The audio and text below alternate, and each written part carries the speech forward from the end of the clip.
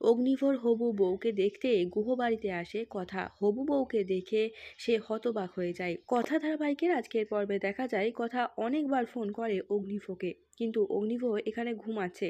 সে ঘুম থেকে উঠে এতবার মিস কল দেখে সে ফোন করে, বলে তুই কি আমাকে শান্তিতে ঘুমাতেও দিবি না, ওখান থেকেও আমাকে জ্বালাতন করবি। কথা বলে আমি আপনার হবু বউকে দেখতে গুহবাড়িতে আসছি, আর তার সঙ্গে ডিভোর্স পেপারে সইটাও করে দেব।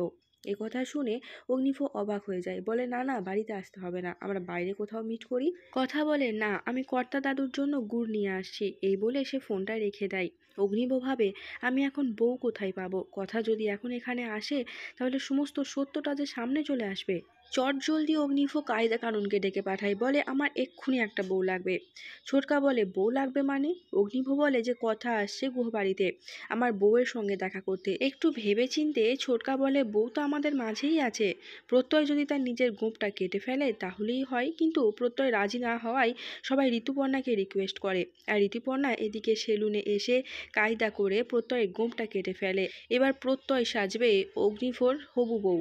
অন্যদিকে কথা গুহবাড়িতে চলে আসলে সবাইকে জিজ্ঞাসা করে যে তারা কেমন আছে। সবাই হাসি মুখে উত্তর দেয় তারা তো খুব ভালো আছে, কারণ শেফ এভির বিয়ে বলে কথা, তারা খুবই এনজয় করছে।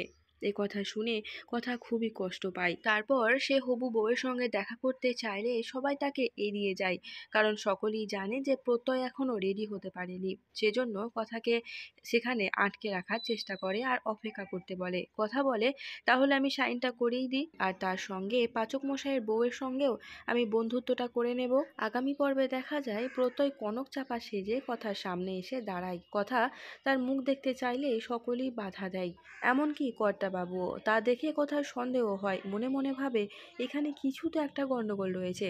অগ্নিভ মনে মনে বলে আমি ভালোবাসি তোকে, আর বিয়ে তো তোকেই করব, কিন্তু এই সারপ্রাইজ যে কিছুতেই নষ্ট হতে দেওয়া যাবে না।